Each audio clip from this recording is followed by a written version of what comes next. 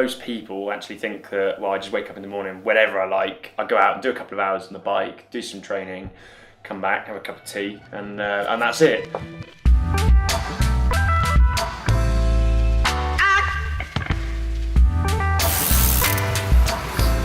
I don't have a receptionist, I don't have any people that help me out with that. I have to do all those emails myself, as well as keeping fit, as well as trying to practice and get ready for the next race, wherever that may be.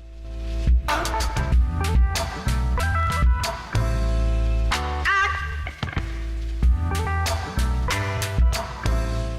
couple of years ago, mum actually said to me, when I said, "Mum, I want to ride my bike as a full-time job, I want to try and make this happen." And she said that even if you could, surely that's going to ruin it for you, because it's your hobby, it's your sport, you're going to love it, and if you're doing it every day, surely that's going to, not be ideal.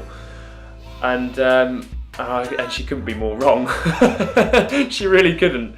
The transitional period of having a day job and doing this as a hobby to having a part-time job and doing this semi-professionally, and then just doing this professionally, it's a very big, wide grey area where there's lots of people in the mix, and there's not many that are actually doing it full-time. There's a lot that are semi-professional. Lots of my friends, they're semi-professional and they're happy with that. For me, all I wanted to do was ride my bike, and I was determined to make that happen at all cost.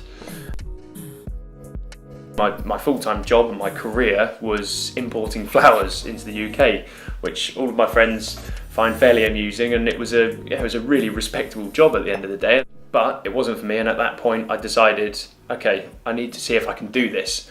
Let's quit. Let's resign from the day job, from the career. Let's get a part-time job if we need to, just to get the money to keep coming in, and just try and get by and see where it goes. So here we go, just quick drive up the road. We're going to go for a road ride today, just trying to clock up some miles, hoping for about between 35 and 40. Should be just a couple of hours, a couple of hills.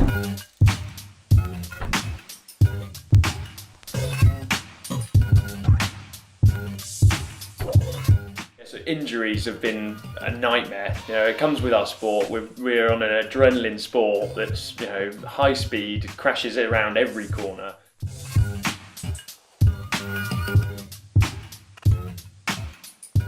So why try and be an internet hero for 5 minutes, when you could be ruled out for the next 6 months with a serious injury? For the injuries that I have had, and I have had a lot, it's taxing. It really is taxing on your body, and not just physically, but mentally as well, because every time you crash, you doubt yourself.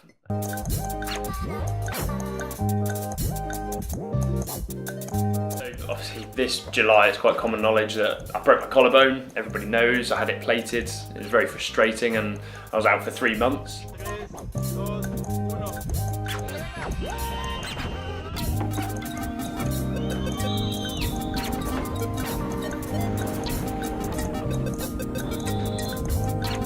So the time that I've actually been out, I've actually been working on the next project, which most people would think, play a video game and watch some films and drink beer. Well, that's not going to get you to the next bit, is it?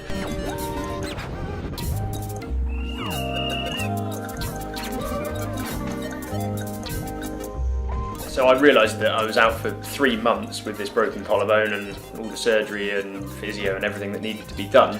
So, okay, that's brilliant. Let's use that time.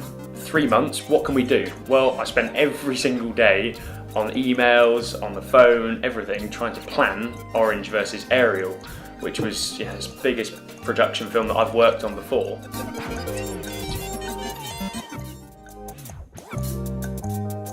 Youngsters, they're asking me, how do I get sponsored? How do I get sponsored? What's the tricks to it? And to be honest with you, there's no tricks. It's quite simple. Someone's going to if they're going to sponsor you, you've got to give them something in return. They're not just going to say, here's a bike, go and have some fun. And that's where people, I think, are going wrong. Sponsorship is obviously what makes my job possible. If it wasn't for sponsorship, then I wouldn't be doing what I'm doing now. So my my headline sponsor is obviously my bike. That's Orange Bikes, based up in Halifax. I'm over the moon because I've just gone into my sort of 2nd year, and I've signed with them, so 2017 I'll be riding their bikes again.